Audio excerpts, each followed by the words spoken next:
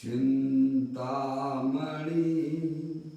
सम स्वयं का चैतन्य तत्व महान है। निज का करूं मैं चिंतवन, निज का करूं श्रद्धान में।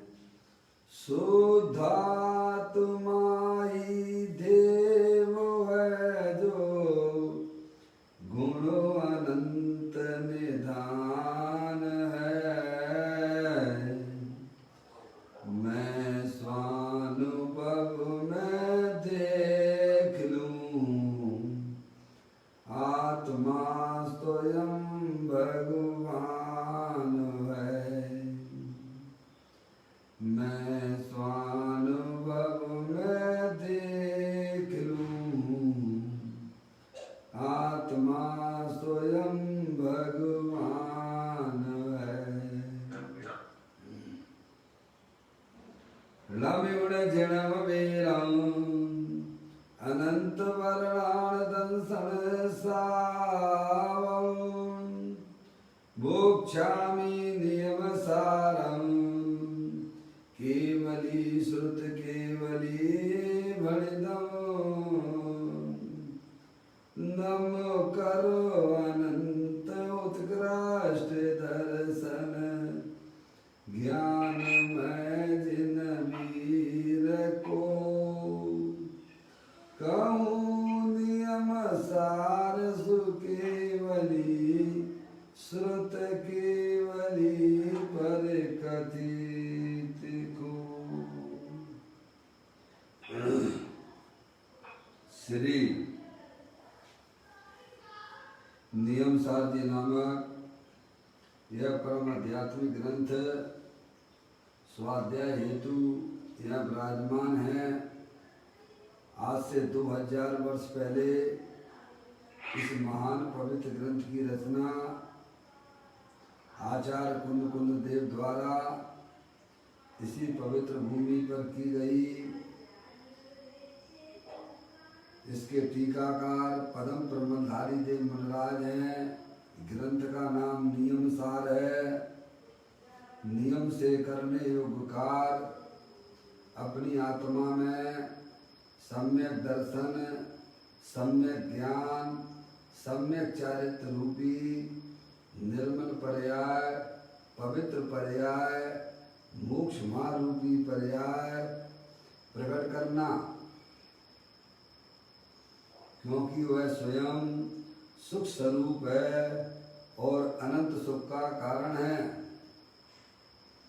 अनादि काल से हमारे आपके आत्मा में पर को अपना जानने वाली, पर को अपना मानने वाली, पर के साथ संबंध रखने वाली ऐसी मोह राग देश रूपी पर्याय, अपवित्र रूप पर्याय प्रकट है, जो स्वयं दुख स्वरूप है और अनंत दुख का कारण है। ऐसी मोह राग देश रूपी अपवित्र रूप पर्याय का अपनी आत्मा में से उसका अभाव करना और सम्यक दर्शन ज्ञान चारित्र रूपी निर्मल पर्याय, मोक्ष मार्ग रूपी पर्याय को प्रकट करना, ये हमारा आपका सबका कर्तव्य है। ऐसे कार्य की प्राप्ति जिनवाणी माता के माध्यम से अपने आत्मा के स्वरूप को पहचानना, परिचय करना कि मेरा जो आत्मा है वह परद्रव पर भावों से भिन्न है और अपने ज्ञानादि अनंत शक्तियों का भंडार वाला है। ऐसे गायक प्रभु परमात्मा का परिचय करके तत्पश्चात शरीर रागादि ये सब कर्मकृत वस्तुएं हैं। इनका हमारे आत्मा के साथ में कोई संबंध नहीं है। मैं तो एक अखंड ज्ञान ज्योति स्वरूप भगवान आत्मा हूँ। ऐसा श्रद्धान करना, ऐसा ज्ञान करना और उसी में ही अपनी पर्याय को रमण कराना, उसे अरिहंत परमात्मा धर्म कहते हैं। देखो उसकी चर्चा आचार्य भगवंतों ने, मुनिराजों ने एक एक गाथा, एक एक कलश और टीका के माध्यम से हमें अपनी आत्म वस्तु को समझाया है। यहाँ पर नियम सार जी का 14 अधिकार चल रहा है, जिसमें मुनिराजों के 28 मूल गुणों की चर्चा आई है।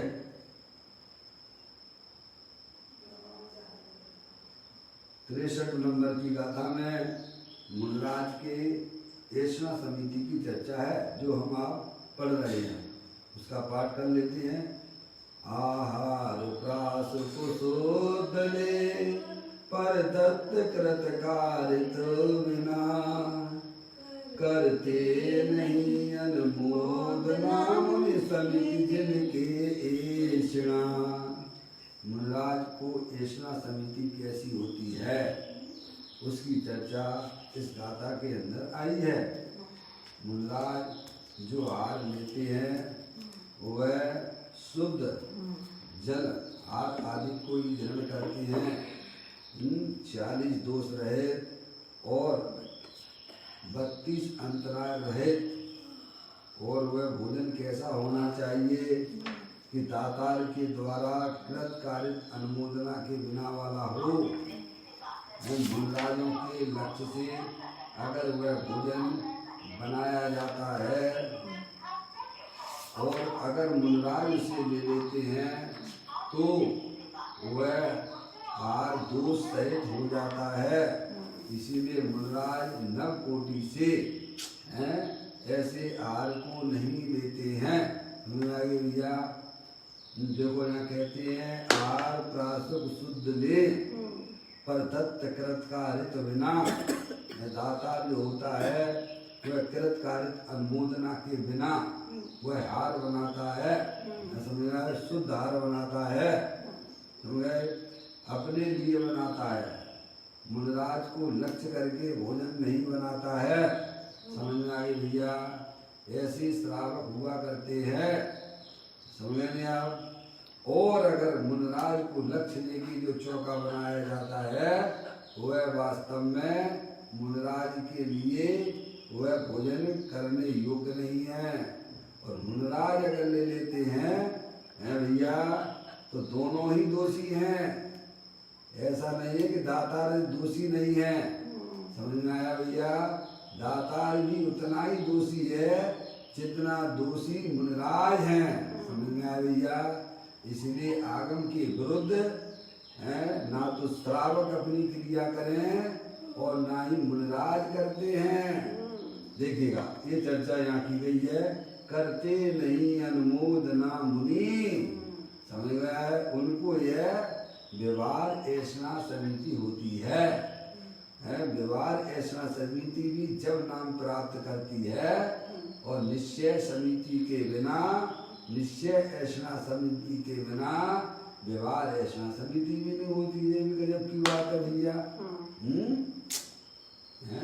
पहले अपना जो आत्मा अनसन स्वभावी है, जिसने आज तक परद्रव पर भावों को ग्रहण ही नहीं किया है, ऐसे 11 प्रभु परमात्मा का जो ग्रहण करते हैं, आश्रय लेते हैं, उनकी पर्याय में अनशन रूपी पर्याय का प्रकट हो जाती है। क्या कहा, आत्मा तो है अनशन स्वभावी, समझे, परद्रव पर भावों को जिसने कभी ग्रहण ही नहीं किया है। आर को ग्रहण किया आत्मा ने क्या? आर क्या है? मूर्तिक है पप्पू भैया, और अपना आत्मा अमूर्तिक है, समझे भैया। तो आर को तो आज तक ग्रहण किया ही नहीं है उसने। और अंदर में आर करने की जो इच्छा होती है ना, वह इच्छा को भी उसने आज तक ग्रहण नहीं किया है। ऐसा अनशन स्वभावी भगवान आत्मा को जो ज्ञान में लेते हैं, दृष्टि में लेते हैं, और उसमें रमण करते हैं भैया, वह वास्तव में निश्चय ऐसा समिति कहलाती है।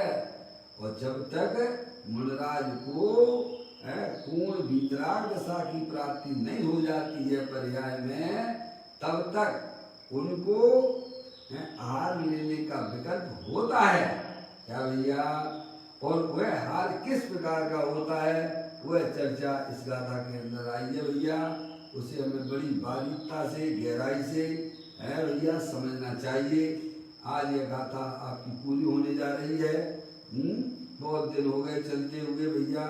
आपने क्या इस गाथा से ग्रहण किया है, वैसे अपने जीवन में उतारना है। देखा देखी भाग दौड़ मत करना कि वे लगा रहे हैं चौका तो हम भी चौका लगा लें। तुम भी उतने ही पाप के अधिकारी हो जितने मुनराजों को अगर पता पड़ जाता है वे लेते हैं।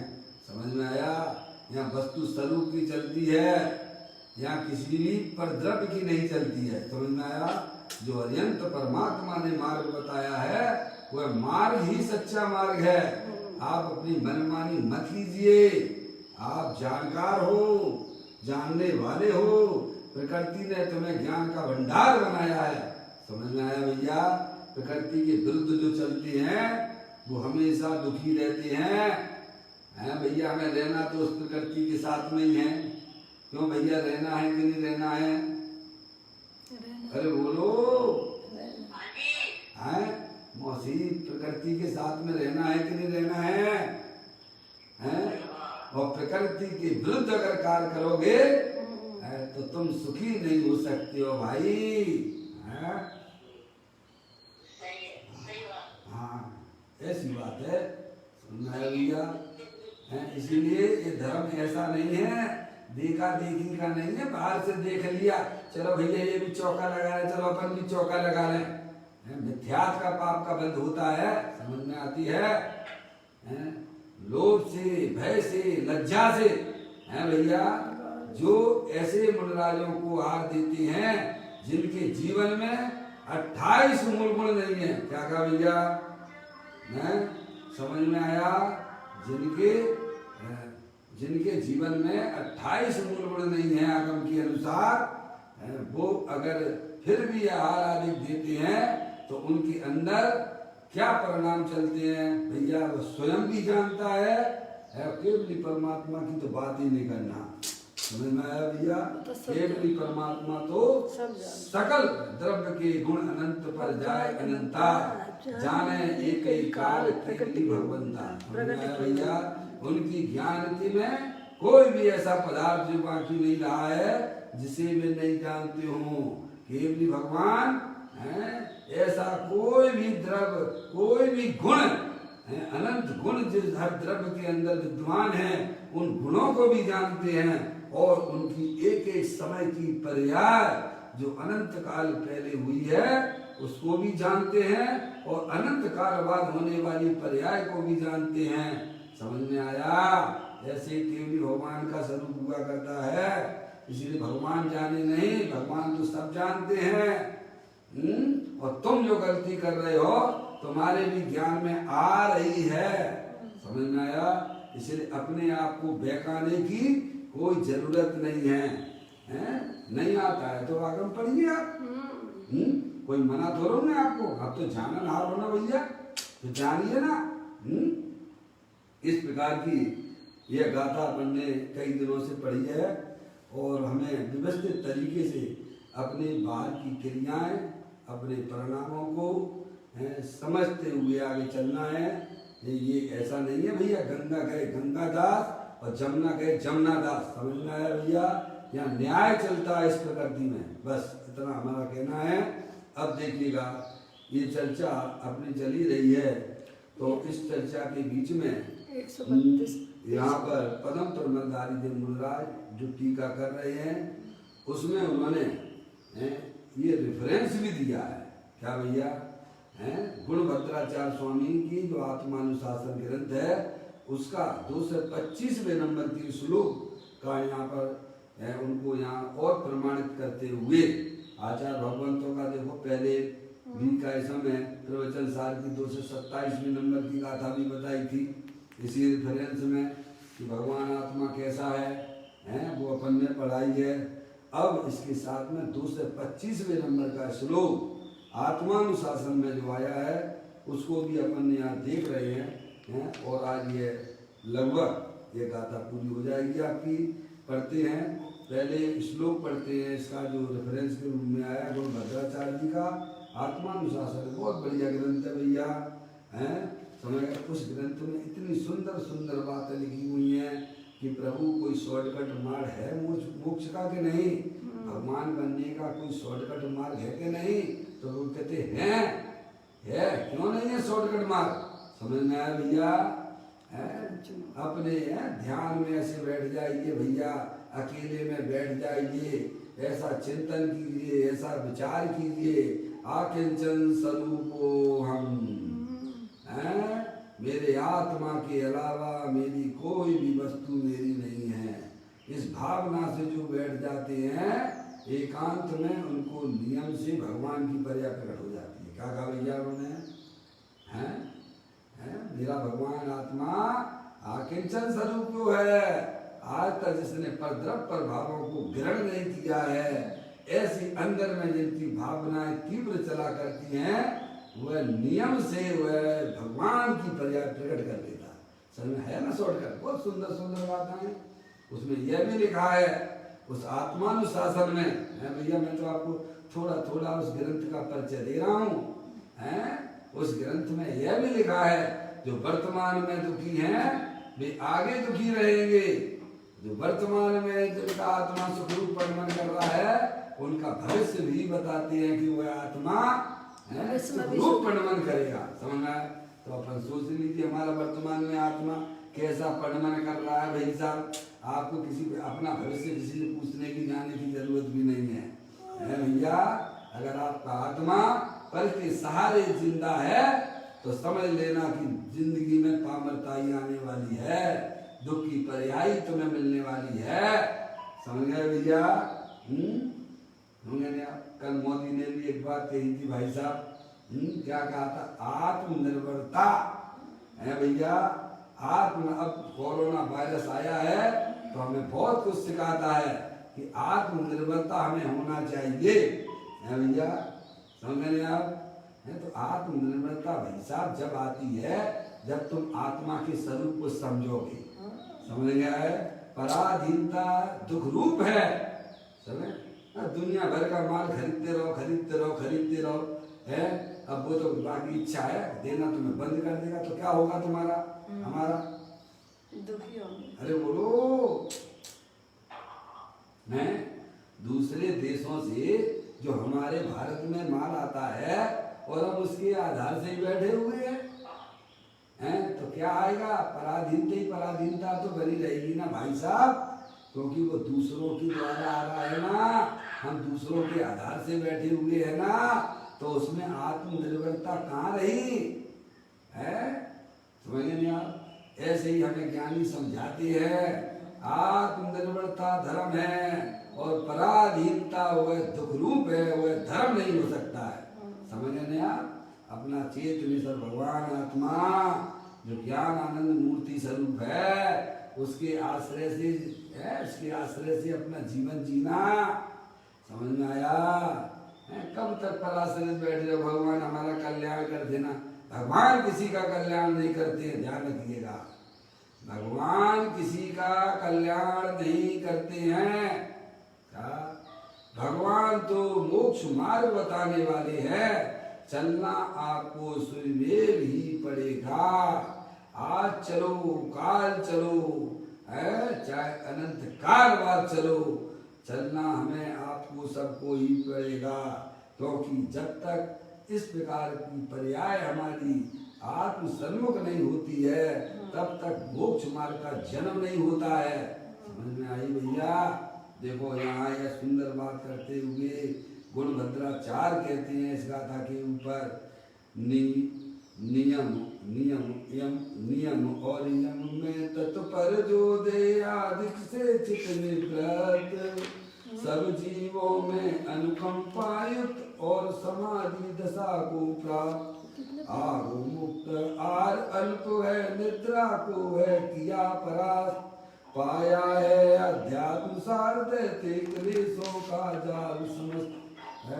ये जो है तुरंत गाथा के बाद ये कलश आया है, रेफरेंस के रूप में टीका अच्छा, इधर लिखा गया है। कहते हैं देख लीजिएगा, वहीं से पढ़ लेते हैं। कुछ गुरुदेव श्री ने इसके ऊपर जो व्याख्या की है आत्मानुशासन का जो 225वें नंबर का कलश है, देखें अपनी जो चर्चा चल रही है उसकी बात यहाँ पर ये समाधि का स्वरूप कर बताया था। उन्होंने आप देखें, कहते हैं भैया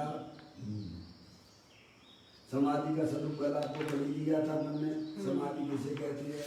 आदि व्याधि उपाधि रहित अपना जो भगवान आत्मा आनंद स्वरूप है उसमें रमण करना है, उसकी पर्याय प्रकट होना, आनंद रूप उसका नाम समाधि है। आदि यानी मन में जो विकल्प चलते हैं, क्या भैया समझ गए? वो आत्मा क्या है? वो क्या है? वो तो दुख रूप है। पर द्रव्य संबंधित जो हमारी आत्मा की पर्याय में जो विकल्प चलती है मन में, वह दुख रूप है। और शरीर में होने आदि व्याधि है, शरीर में रोग हो जाना, वह क्या है? व्याधि है। और शरीर के रोग से भी बड़ा रोग है आदि। क्या भैया सबसे पहले बड़े रोग की बात की है। आत्मा में जो मानसिक रोग है, कहेगा भैया मानसिक रोग सबसे बड़ा रोग है। अगर व्यक्ति का मानसिक स्थिति सही हो तो शरीर के रोग को कई समय उसमें कोई फर्क नहीं आता। क्या कहा भैया? वह कोई गिनता ही नहीं है। सबसे बड़ा दुख है तो इस जीव को मानसिक दुख है। क्या कौन सा भैया? हैं? देखो देवगति में देवों को हैं शारीरिक दुख तो है नहीं है। बोलो भैया है क्या? हैं? भले उपाधि है वो चलेगी, कोई बात नहीं है, उपाधि भी है, शरीर भी है, शरीर में कोई रोग नहीं है। पर मानसिक रोग कब से चला आ रहा है कुछ पता है? समझ में आया? शरीर का रोग तो भाई साहब वो तो कई समय देवगति में भी खत्म हो जाता है। क्या कहा भैया? देखिए मानसिक रोग है चारों गतियों संकल्प विकल्प पर द्रव्य के बारे नहीं है भैया, ये सबसे बड़ा दुख है। इस दुख को मिटाने के लिए ज्ञानी उपाय किया करते हैं। शरीर का रोग तो कोई मेरा रोग नहीं है। समझे? मुनराजों के शरीर में भी 700 वर्ष तक मुनराजों को है भैया कैसा रोग हुआ है भैया? ऐसा भी हमारे तुम्हारे नहीं है, चिंता मत करना। तो भी वह आत्मा कैसा रूप वर्णन करता है? दुख रूप करता है क्या है? बोलो मुझे है? सोचिए आप, हम शरीर के लोग कोई लोग समझते हैं अरे मूर्ख शरीर पर द्रव्य है। समझ में आया? और फिर तो लोगों का घर है भाई साहब शरीर। पहले अपन पढ़ के भी आए थे, शरीर लोगों का घर है ना, पढ़ा था ना। कितने लोग बताए थे? 5,68,99,584 एक शरीर में रोग रहते हैं। कितने? 5 करोड़ डॉक्टर साहब है या भैया हैं डॉक्टर साहब? डॉक्टर साहब कितने रोग हैं शरीर में? डॉक्टर साहब 5,68,99,584 रोग हैं। डॉक्टर साहब कितना इलाज करोगे ये बताओ? हैं?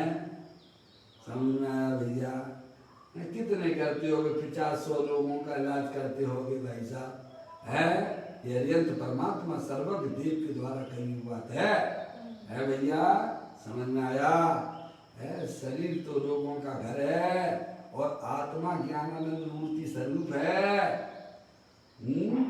इसीलिए शरीर की तरफ देखना बंद कर दो, अपने चेतनेश्वर भगवान आत्मा की तरफ देखना भैया, तो आनंद की पर्याय आएगी। और शरीर को देखते रहोगे तो अरे खांसी है, जुकाम है, बुखार है, डायबिटीज है भैया, तो क्या मिलेगा तुम्हें उसमें? ये बताओ भैया। हमारे ऐसे बहुत से महानुभाव लोग हैं शरीर में शुगर चल रहा है तो नहीं देखते हैं। पप्पू भैया चेक ही नहीं करती है, ब्लड प्रेशर चला रहा नहीं करती है। क्यों क्यों नहीं करते हो भाई? बोलो क्यों नहीं करते हो पापा? हैं? अगर शरीर में शुगर हो गई है तो आप उसे चेक क्यों नहीं करते हो? क्योंकि अरे जानकारी हो जाएगी ना तो हमारा खाना पीना बिगड़ जाएगा। क्या हो जाएगा भैया? जो मलाई मक्खन खा रहे हैं ना तो हमारा खाना पीना बंद हो जाएगा भाई। इसीलिए चेक नहीं करना है भैया। हैं? समझ है? ब्लड प्रेशर क्यों? हमें दिमाग खराब हो जाता है चेक करने से। इसलिए जो चल रहा है चलने दो। अरे भाई तुम्हारा स्वास्थ्य और ज्यादा बिगड़ जाएगा। है भैया, चेक करना कोई बुरी बात नहीं है। अरे रोग का ज्ञान होना कोई बुरी बात नहीं है। जब तक रोग का ज्ञान नहीं होगा तो रोग का निवारण कैसे करोगे ये बताओ मैं? हैं? ये तो बस्ट हो जाएगा भैया, किडनी फेल हो जाएगी भैया, पैरालिसिस हो जाएगा भैया, है एकदम हो जाएगा ना। तो फिर क्या करोगे फिर भैया? चिड़िया चिन गई खेत, फिर पीछे पछतात भूत क्या है भाई साहब? हैं? तो यहाँ कहती है ज्ञानी लोग शरीर के रोग का इलाज तो करते ही नहीं है। क्या कहा भैया? मुनराजों की मुख्यता से तो ऐसे ही है भैया। अब श्रावक है उसकी पर्याय में भैया इतनी स्थिरता नहीं होती है, समझना है। लेकिन श्रद्धान ज्ञान उसका पक्का होता है कि दवाई लेने से हमारा शरीर ठीक नहीं होता है और फिर भी लेता है। क्या भैया? ये उसकी पर्याय की अस्थिरता है, समझ आए। पर मुनराज तो मुनराज बिल्कुल ही नहीं लेते हैं। क्या?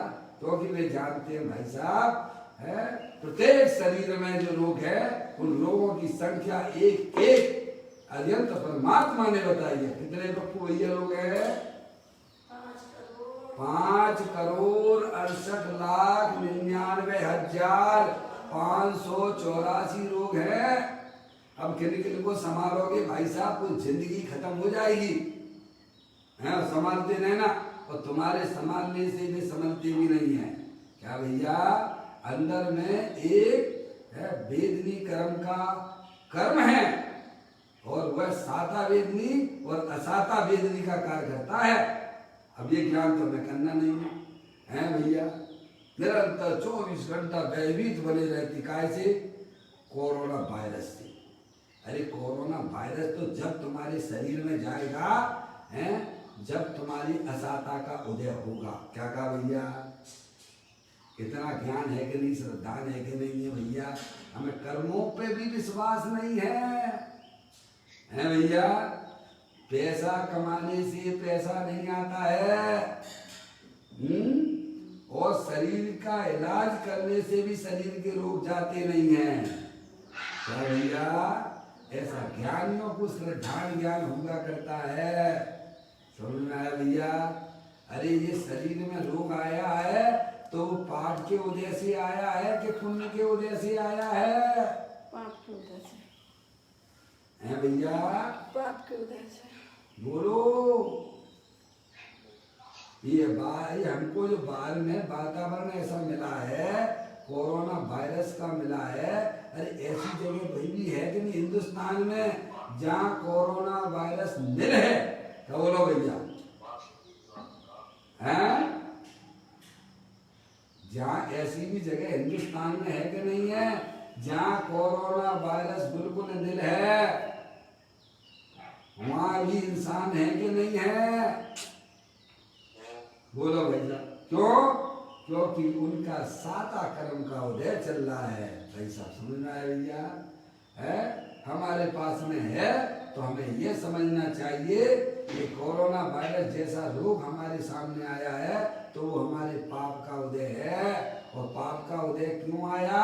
क्योंकि हमने जो है भगवान अरिहंत परमात्मा की भक्ति नहीं की, पूजा नहीं की, पुण्य का क्रम नहीं बांधे, पाप के पापों में लगे रहे, इसीलिए उदय हमारे सामने आया है। तो अब तो गलती ना करो हैं? जीवन तो बहुत लंबा है, जितना भूत निकल गया है उससे ज्यादा भविष्य है, अनंत गुना भविष्य। क्या कह रहे हैं भैया? यही जीवन की आपकी लीला खत्म होने वाली नहीं है, चिंता मत करना है। फिर अगली पर्याय में चले जाओगे भाई साहब, फिर कीड़े बन जाओगे, गंदे गंदे पानी में पैदा हो जाओगे भैया, मरोगे जियोगे, क्या होगा भाई साहब। ये कहानी अनादि अनंत की है, कोई यही मनुष्य पर्याय खत्म हो जाने के बाद खत्म नहीं होती है, समझ में आया। इसीलिए उसकी तैयारी करो, दूरदृष्टिवंत बनो, है हमें बहुत दूर जाना है, समझ में आया। इसलिए वर्तमान में ही रचपथ मत जाना है भैया। ज्ञान ये हमें बारंबार समझाते हैं, है भैया। ये जो भी शरीर में रोग होता है, जो भी बाल प्रतिकूलता मिलती है, वह जीव के स्वयं कर्म कृत पाप के उदय से मिलने वाली है। और पाप का उदय जब आता है जब हमारे आत्मा में पुण्य परमाणु नहीं होती है, समझ में आया भैया। पुण्य परमाणु भैया अरिहंत पंच परमेष्टि की आराधना से होती है भाई साहब। हाँ, वो उसमें लगना चाहिए। अगर जिन्हें भविष्य में इस प्रकार की उदय शरीर आदि और बाहरी प्रतिकूलता नहीं चाहिए, उन्हें अरिहंत भगवान की भक्ति पूजा आदि में जुड़ के अपने आत्मा को समझने का प्रयास होगा, तभी इन सारी चीजों से हम बच सकते हैं। दूसरा कोई उपाय नहीं है, समझना ही भैया। तो यहाँ यह कहा जा रहा है, गुणभद्राचार्य जी कहते हैं, एक तो हमें ये बताई उन्होंने समाधि की बात बताई, आदि व्याधि उपाधि रहित अपने आत्मा में जो अतीन्द्रिय आनंद की प्राप्ति होना, वही वास्तव में आत्मा के लिए समाधि है, समझ में आया भैया।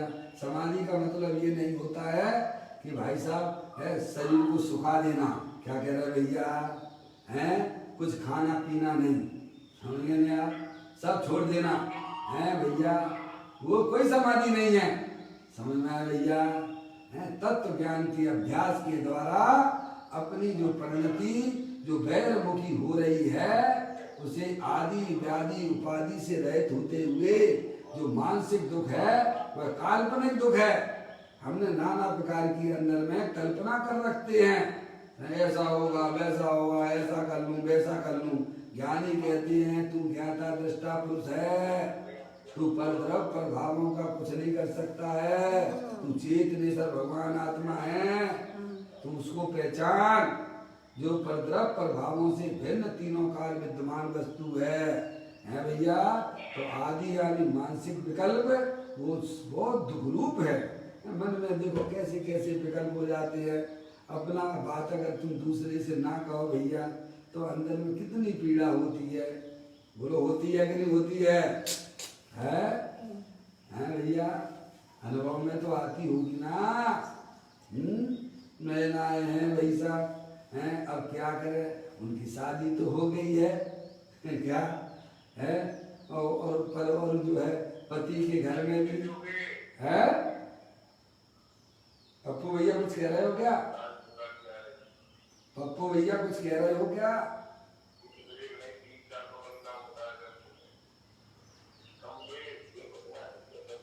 पप्पू भैया आपका फोन यहाँ पर माइक चालू है।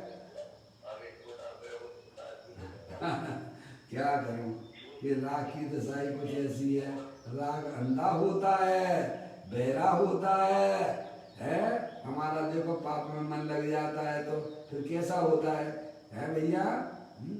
कुछ नहीं सुनता है भैया, हैं पप्पू भैया नहीं आ रही ना, आई बात समझ में। बात यह चल रही थी, आदि मानसिक विकल्प वह बहुत दुख रूप है, समझ गए आप। और शरीर का रोग व्याधि है, और उपाधि क्या है, इंजीनियर हो भाई साहब, आप डॉक्टर हो, अध्यक्ष हो, मंत्री हो, क्या भैया ये किसने कही तो उपाधि ले लेना।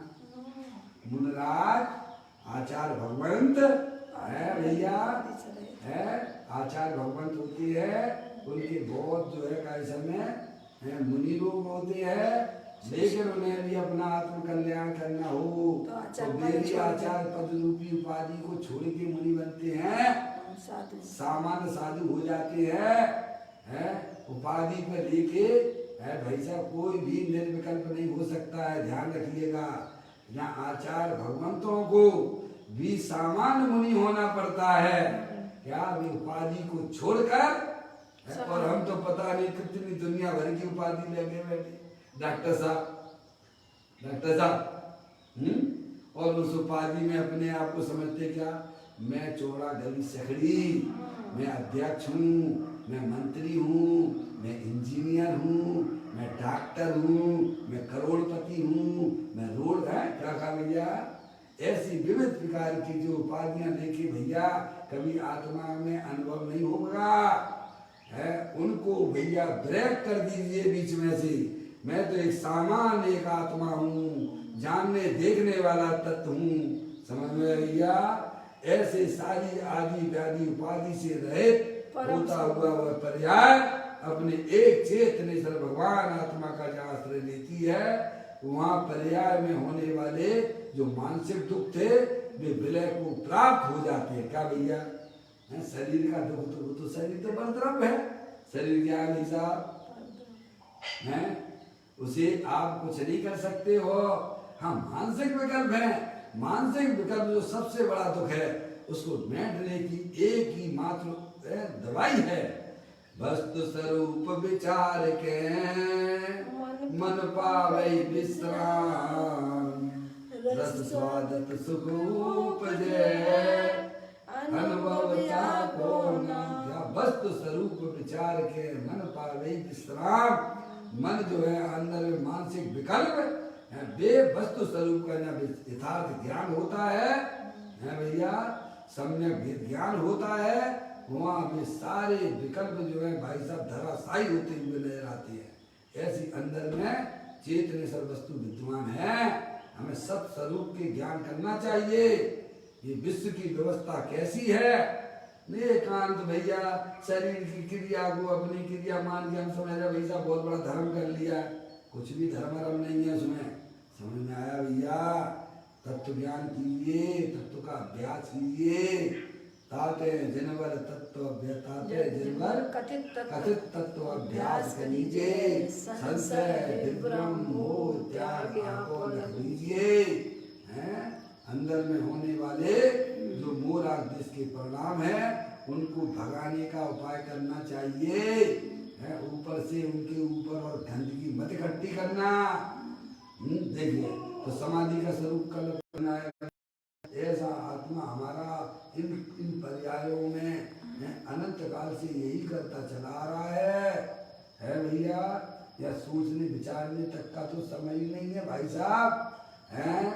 एक श्वास में 8-10 बार मरो जन्म मरो दुख बार है भैया। ऐसे जन्म मरण करते गए है भैया।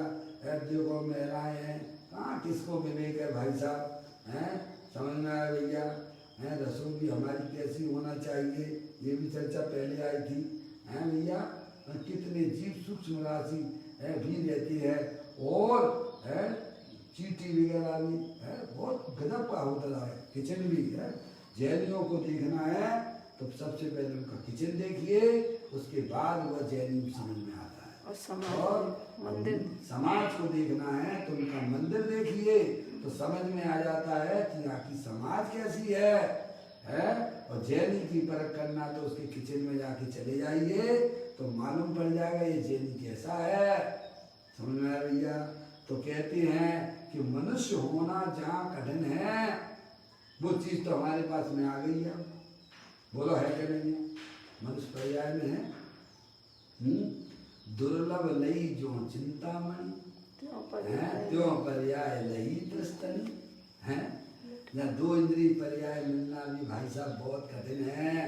तो मनुष्य होना तो बहुत कठिन है। जो आज हम आप अपने पुण्य के कार्य किए हुए पूर्व भाव में उसमें आज हम आप मनुष्य हुए हैं और उसमें सत्य बात अरिहंत परमात्मा की हमें आपको सुनने को मिल रही है। क्या भैया हमारा अब समझना चाहिए भव का किनारा आ गया। क्या कर भैया, जिन्हें अरिहंत परमात्मा की बातों में रस लगता है, रुचि लगती है, उन्हें नियम से समझ लेना चाहिए कि अब उनकी भव का किनारा आ गया है। ऐसी बहुत सी अनंत जीव राशियां हैं जिन्हें अर्यंत भगवान की दिव्य ध्वनि का लाभ नहीं मिलता है। समझ में आया है? हम कहाँ पर कौन सी स्टेज पे आ गए भाई साहब हैं? समझ में आए? ऐसा सोचिए, विचार करिए हैं? अब अपने आत्मा को उन हीन गतियों में नहीं ले जाइए। क्या कहा भाई साहब? अपने को ऊपर और विकसित कीजिएगा। समझ में आया भैया? तो कहते हैं मनुष्य होना कठिन है भैया। और फिर कहते साधु कहाँ से हो हैं? देखो तो आज अपन देख रहे हैं, पहले तो मनुष्य होना, मनुष्य यानी मनुष्य पर्याय। दूसरी बात क्या मनुष्य में भी काय में श्रावक होना। क्या भैया कितने श्रावक हैं बोलो भाई साहब, जो जिनवाणी माता के अनुसार अपना खाना पीना करते हो? बोलिएगा आप ईमानदारी से बोलिए, अपने छाती पे हाथ रखकर बोलिए। समझ में आया है? जब श्रावक ही नहीं तो मुनि कहाँ से हो जाएंगे भगवान हैं? तुम्हें पहले श्रावक बनिए। जो अर्यंत भगवान ने जिनवाणी में जो श्रावक का स्वरूप बताया है, पहले श्रावक होना भैया है भैया। ये विवेक से होता है सब काम, ये कोई ऐसी नहीं है भैया है। विवेक कीजिए, पढ़ाई लिखाई करिए, देखिए समझिए है हमारा चरणान योग कैसा होता है, उस रूप तो आइए पहले है भैया। नहीं नहीं नहीं, चलो चलो चलो चलो चलो है बेगम मंदिर में, तब इनने क्या उंगली चला ली भैया है। क्या कर रहे थे आप? हम कुछ नमोकार मंत्र पढ़ रहे थे। तुम नमोकार मंत्र में हरियंत भगवान को जानते हो क्या? वो हमें बचपन में सिखाया गया था ना भैया। अरे भूल गए? अब तो तेरा बचपन ही चलता रहेगा क्या? अब तो तू समझदार हो गया है ना भाई साहब, क्यों बचपन को याद करता है? अर्यंत भगवान के स्वरूप को जानो। अर्यंत भगवान क्या वस्तु हैं, सिद्ध भगवान क्या वस्तु हैं, साधु भगवान कैसे होते हैं, साधु परमेश्वरी कैसे होते हैं। और फिर तुम आप फिर हाथ पे रख लिया तो देखिएगा आपका उपयोग कहाँ काम करेगा है। सोने में सुहागा हो जाता है। समझ आया? चरणान योग भी इतना गजब का होता है। आप पूजा करते हो, पूजा की थाली रखते हो और उस पर आप साथिया बनाते हो या फिर जो है वो अर्धचंद्राकार बनाते हो, ऊपर बिंदी रखते हो, साथिया के बीच में आप बिंदी रखते हो। इन सारी बातों का अगर ज्ञान होगा फिर आपकी देखिएगा पूजा कितनी बढ़िया होगी। लेकिन हमें पता ही नहीं है तो है भैया है। समझ आए? चरणान योग भी ज्ञानियों का बहुत अच्छा होता है भैया। वो सब उनके ज्ञान में दृष्टिगोचर होता है। तो कहती है कि मानुष होना कठिन है, मानुष होना कठिन है तो साधु कहाँ से होए, और साधु हुआ तो सिद्ध हुआ, करनी रही ना कोई। क्या कहा भैया है? इस प्रकार से देखो अपन पढ़ते हैं, जिनकी आनंदमय निर्विकल्प समाधि में जम गई है, जिनकी पर्याय अपना जो अंदर में त्रिकाल एक ध्रुव भगवान आत्मा ज्ञानानंद का पिंड है उसमें जम गई है भैया। समझाया? वो पर्याय कहाँ जमी हुई है, किसको पकड़े हुई है, किसके साथ खेल रही है? मौसी है। अपने घर में बच्चे हों तो अपन को ज्ञान तो इतना होना चाहिए हमारा बच्चा किसके साथ जा रहा है, क्यों पता लगाना कि नहीं लगाना। बच्चे बच्चियां हों उनके दोस्त आए हुए हैं, किसके साथ जा रहे हैं, क्या करने जा रहे हैं, इतनी आपको जानकारी होना चाहिए कि नहीं होना चाहिए। ऐसे ही अपनी जो पर्याय है ना, जो पर्याय कहाँ जा रही है भैया, किसके साथ रह रही है, किसकी संगति कर रही है भैया। इतना ज्ञान तो होता ही है ना भैया। करना चाहिए, देखना चाहिए। ज्ञानियों की पर्याय तो अपना अंदर जो त्रिकाले ध्रुव भगवान आत्मा है, जो ज्ञान आनंद का पिंड है, उसके साथ में रह रही है। कहाँ रह रही है? उसके साथ ऐसी एक वेग हो गई है भैया, ऐसे आनंद में मस्त रहती है। समझा भैया? तो कहते हैं जिनकी आनंदमयी निर्विकल्प समाधि में जम गई है वह सिद्ध समान है। सम्यक दृष्टि जीव भी अपने आप को सिद्ध भगवान से कम नहीं देखता है। क्योंकि उसकी वर्तमान पर्याय जो है ना त्रिकाली अपना में जमा। त्रिकालिक ध्रुव भगवान आत्मा जो सिद्ध की सामर्थ्य वाला है उसके साथ में जमी हुई है लगी हुई है, उसकी संगति कर रही है। कैसी संगति कर रही है? प्रत्येक आत्मा सिद्ध की सामर्थ्य वाला है, अनंत शक्तियों के भंडार वाला है? उसने अंतरोन्मुखी उपयोग के द्वारा अपने गायक प्रभु परमात्मा को पकड़ा हुआ है। और हम किसको पकड़े हुए हैं? पर पदार्थ हैं? अज्ञानी किसको पकड़े हुए हैं भाई साहब? हैं? संयोगों को पकड़े हुए है, शरीर को पकड़े हुए है भैया, अंदर में होने वाले राग को पकड़े हुए है। समझ में आया? और ज्ञानी की पर्याय ओहो एक अखंड ज्ञान ज्योति स्वरूप सिद्ध की सामर्थ्य वाला उसको पकड़े हुए है। समझ में आया भैया? तो वह पर्याय पूर्ण रूप से सुरक्षित है। जैसे दो चक्कियों में आटा पिसता है और जब वह दाना उस चक्की के गाले में जाता है तो वह दाना जब इधर उधर गिरता है तो दो चक्कियों के बीच में पिस के चकनाचूर हो जाता है। और जो दाना स्थायी वस्तु के पास में रहता है, एक्सियल में रहता है, वह दाना पूरा सुरक्षित होता है। समझ में आया? ऐसे ही अंदर में जो अपना भगवान आत्मा है भैया, चेतनेश्वर ज्ञानानंद पिंड भगवान है, वह पर्याय वहां पर जब तक लगी रहती है तब तक वह अपने आप को पूर्ण सुरक्षित अनुभव करती है। और जो पर्याय का संबहिर्मुख होकर विषय भोगों में जाती है, अपने आप को मरण जैसी एक भाव मरण करती है। समझ में आया? भाव मरण ये भाव कर्म सदियों से करता आया है। क्योंकि क्षणभंगुर तत्व का सारा लिया तो भाई साहब वो तो मृत्यु को प्राप्त होगी ना, क्योंकि संयोग का वियोग तो हर समय हो रहा है ना भाई साहब। और उस समय तुम्हारे पास में स्थायी वस्तु भी है और जो ना तो जन्मती है और ना कभी मरती है, उसकी संगति करना, सत स्वभावी भगवान आत्मा की संगति करना। कहते हैं भैया जिनकी आनंदमय निर्विकल्प समाधि में जम गई है वह सिद्ध समान है। क्या भैया? देखिएगा ऐसी बात है। जो पर्याय नेत्रकालिक ध्रुव भगवान आत्मा जो सिद्ध की सामर्थ्य वाला है उसके साथ में बस मस्त रहती है। क्या करती है? समय मुनिराज क्या करते हैं भाई साहब? अब आपको समझ में आ गया मुनिराज क्या करते हैं भैया? अपने त्रिकालिक ध्रुव भगवान आत्मा को पकड़ के वह आनंद मना रहे हैं। जो अज्ञानी जीवों को दृष्टिगोचर नहीं होता है, लेकिन ज्ञानियों ने उस चीज को भी दृष्टिगोचर कर दिया है। क्या भैया? तत्व अभ्यास के द्वारा, जिनवाणी माता के द्वारा ज्ञान करके तत्व अभ्यास में अपनी बुद्धि को लगाया है, तो वह आत्मा भी जो समस्त अज्ञानी जीवों को दृष्टिगोचर नहीं होता था, उसने वह अव्यक्त को व्यक्त कर दिया। तो ऐसे सिद्ध समान हो गया है नहीं उसकी पर्याय। ऐसे साधु को भगवान साधु कहते हैं, जो अपनी पर्याय को पूर्ण रूप से अपने गाय प्रभु भगवान आत्मा को पकड़े हुए है, उसके साथ आनंद मना रही है, उसका नाम साधु है। क्या है? सम्यक दृष्टि भी, लोग क्या कह दिया? सम्यक दृष्टि भी ऐसे साधु को साधु रूप से मानता है। तो सब ज्ञान है, सब पता है भैया। उसकी चर्चा आ जाने वाली है दोपहर में। समझ में आया? सम्यक दृष्टि से कुछ नहीं छुपा हुआ है। समझ गया? जिसने सर्व जीवों के प्रति अनुकंपा है।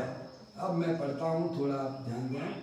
मुनिराज को सबके प्रति अरागी अकसाई अनुकंपा प्रणमित हुई है, प्रकट हुई है। किसी जीव के प्रति यह ठीक है या अठीक है ऐसा भाव नहीं करते मुनिराज ऐसा भेद नहीं करते हैं कि भाई साहब ये पैसे वाले हैं तो इनके यहाँ हाल लेना है, जो गरीब है तो इसके हाल नहीं लेना। क्यों भैया? पप्पू भैया है? लेकिन आजकल कैसा देखा जा रहा है प्रभु? सोचो तो सही, तुम बुद्धिमान हो, तुम ज्ञानेश्वर हो, कुछ तो विवेक करो। है भैया? इनके यहाँ हाल लेना, इनके हाल नहीं लेना। जो पैसे वाले हैं उनके यहाँ हाल लेना है, क्योंकि पैसा मिलेगा, क्या चाटेगा पैसे को, क्या अनंत काल से तो कीड़े बन जाएगा उसमें। समझ में आया? पैसे का लक्ष्य रखाना, ऊंची पदवी रख के नीचे कार्य करना यह शोभा नहीं देता है। समझ में आ गई भैया? साधु है, किसी में भी इष्ट अनिष्ट की भावना ही अंदर में नहीं होती है। कहते हैं देखिए, किसी भी जीव के प्रति यह ठीक है, यह अठीक नहीं है, ऐसा भाव ही नहीं होता है। ये तो पाप परिणाम है। समझ में आया भैया? सभी जीव उन्हें गेय रूप से ज्ञात होते। क्या है? गेय रूप से ज्ञात, किसी में भेद नहीं करते हैं। ये भेद तो राग द्वेष का अंतर, राग द्वेष कराता है। क्या करता है? तुम थे तो ज्ञाता स्वरूप भगवान आत्मा, और तुमने भेद क्यों कर दिए इसमें? है भैया? तुम तो बिल्कुल अपने बस क्या करना है। देखो उपसर्ग आया था, है कौन से मुनराज थे जिनके ऊपर सर्प डाला था? यशोधर मुनराज। समझ में आया? राजा श्रेणिक ने क्या किया था? हमारा सर्प डाला था, है भैया, जब वो ध्यानस्थ थे तब। और उसके बाद 3-4 दिन के बाद जब रानी चेलना को उन्होंने बताया कि मैंने जो है तुम्हारे साधु के ऊपर है वो हमने मरा हुआ सर्प डाल दिया। क्योंकि क्यों डाला उसका हेतु भी दिया। तुमने हमारे साधु की प्रार्थना की थी ना। क्या कहा भैया? ध्यान है कि नहीं है? समझ में आया? पूरी कथा में पढ़ लेना। समझ में आया? तो मैंने भी बदला ले लिया, तुम्हारे साधु के ऊपर डाल दिया। तो चेलना क्या कहते? ओह, ये तुमने क्या अनर्थ कर लिया। क्या कहा उसने? ये तुमने क्या कर लिया, मां अनर्थ का काम किया है तुमने। तो बोले तुम घबराती क्यों हो? अरे वो तो चले गए होंगे ना। क्या बोले राय श्रेणी? क्या बोला? अरे वो तो चले गए होंगे, कौन वहां बैठे होंगे? नहीं, अगर सच्चे मुनराज होंगे है तो वो वहीं पर बैठे हुए मिलेंगे। है भैया? उसके बाद वे दोनों लोग आए और देखा मुनराज के ऊपर सर्प पड़ा हुआ था। मुनराज ध्यानस्थ थे, उनके शरीर में भी चींटियों ने घर बना लिए थे।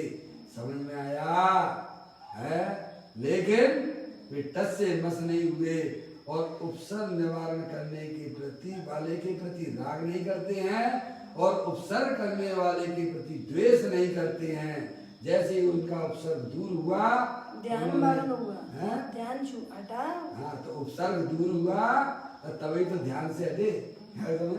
उन्हें सब ज्ञान रहता है। ऐसा नहीं है 6वें गुण स्थान में उपसर्ग होता है और मुनराज 6वें और 7वें गुण स्थान में झूलते रहते हैं। समझ में आया? जैसे उन्हें ज्ञान हुआ कि अब हमारे ऊपर से उपसर्ग दूर हो गया है। समझ में आया? और उन्होंने दोनों जीवों को एक समान उपदेश दिया। धर्म की प्राप्ति हो, धर्म की वृद्धि हो। क्या? उपसर्ग करने वाले के प्रति द्वेष नहीं किया और उपसर्ग निवारण करने वाले के प्रति राग नहीं हुआ। एक वितराग दशा ऐसी होती है क्योंकि वे सब उनके ज्ञान के गेय हुआ करते हैं। समझ आया? ऐसे साधु होते हैं। यहाँ ये नहीं है भाई सब पैसे वाले हैं तो तुम्हारे यहाँ पक्का पहले से पक्का हो जाता। मेरे से हम जब मैं थाना भोपाल में है तो मेरे से पूछते थे आचार्य सिंह का कहाँ हाल होगा है। मैंने कि मुझे मालूम है। अरे तुम्हें कैसे मालूम? मैंने कहा मैं सब मालूम है। समझ में आया भैया? है समझ में आया? ऐसी कोई बातें हैं जो भैया समझने लायक हैं। मुनराज कभी भी पैसे वाले के यहाँ भोजन लेना और गरीब के यहाँ भोजन नहीं लेना, ऐसा भेद उनके अंदर होता ही नहीं है। और होता है तो वह मुनि अवस्था नहीं कहलाती है। तो यहाँ यह कहती है आज आपका प्रकरण संभवतः पूरा होने की संभावना थोड़ी कम दिख रही है, फिर भी मैं चलता हूँ। किसी भी जीव के प्रति यह ठीक है यह ठीक नहीं है ऐसा भाव नहीं है। सभी जीव उन्हें गेय रूप से ज्ञात होती है। सभी भगवान आत्मा भैया है। भैया समझ में आया? सब एक समान है। यहाँ सर्व जीव लिए है ना तो एक इंद्री, सर्व जीव में सभी आ गए ना, एक इंद्री से लेके सब आ जाते हैं। एक इंद्री हरित काय का एक कण हो या बड़ा नारियल हो, उन सब जीवों के प्रति उन्हें अकसाई अनुकंपा है। किसी के प्रति उन्हें मारने अथवा बचाने का विकल्प नहीं होता। गजब है। क्या कहा? बचाने का विकल्प नहीं है। गजब हो गया है। मारने और बचाने का विकल्प नहीं है। समझे नहीं आप भैया? आहा, यह अनुकंपा तो अपने आत्मा के लिए है। आत्मा में ऐसी राग की वृत्ति उठना वह आत्मा की हिंसा है। समझ में आया? शुभ राग का विकल्प का उत्पन्न होना भी आत्मा के लिए सिद्धांतिक ग्रंथों में लिखा हुआ है। क्या? वह आचार्य अमृतचंद देव आदि जी ने कहा है कि आत्मा में जो शुभ परिणाम होते हैं, शुभ अशुभ परिणाम होते हैं, वह आत्मा की हिंसा है। समझ में आया भैया? ये अनुकंपा तो अपने आत्मा के लिए है। अपने आत्मा की दया करो, परद्रव्य की दया तो तुम तीन काल में कर सकते नहीं हो। और उसे तुम धर्म माने बैठे हुए हो। बोलिए बेटा, जो अपने अपने घर को नहीं संभाल सकता है वो दूसरे के घर को क्या संभालेगा? समझ में आया भैया? पहले अपना घर संभालिए। अपनी आत्मा में जो बैरमुखी होकर जो पराधीनता उत्पन्न हो रही है भैया, जो अपनी आत्मा की हिंसा की जा रही है बैरमुख होकर, उससे बचने का उपाय करना। समय अपने ज्ञाय परमात्मा को पहचान कर उस हिंसा रूपी परिणाम से ज्ञानी बचा करते हैं। कहते हैं अनुकंपा तो अपने आत्मा के लिए है, बाकी दूसरे सुखी हो या ना हो या उनके आधीन, सब कर्माधीन व्यवस्था है भाई साहब। इसमें भगवान साधु परमेष्ठी क्या करेंगे? बोलो भैया, हैं? वे तो जब भी बोलेंगे तो बढ़िया बात करेंगे, आत्म कल्याण की बात करेंगे, किसी की निंदा प्रशंसा की बात ही नहीं होती है भाई साहब। ऐसे वचनों को भी नहीं बोलेंगे जो जिसके कानों में चुभते हों भाई साहब। समझ में आया? जब भी बोलेंगे तो कल्याण की बात करेंगे। दिन रात आत्मा का चिंतन, संभाषण में वही कथन। ऐसे मुन्नाज होते हैं भैया, समझ लो। जो वेद शास्त्र ज्ञान के अनुसार हित मित भोजन करने वाला है भैया, कैसा भोजन करते हैं? हित मित भोजन करने वाला है। वेद यानी शास्त्र की आज्ञा अनुसार। क्या कहते हैं? वेद का मतलब किया शास्त्र है। वेद यानी शास्त्र की आज्ञा अनुसार ये होता है धर्म। अब क्या करें साहब, हमको दूध मिलता ही नहीं है तो मत पियो ना। दूध नहीं मिलता है तो हमें तकलीफ हो रही है तो मत पियो। बेटे थोड़ा लगा देना बेटे फोन, ये सब कट गए हैं। समझ में आया भैया? तो मर जाओगे क्या?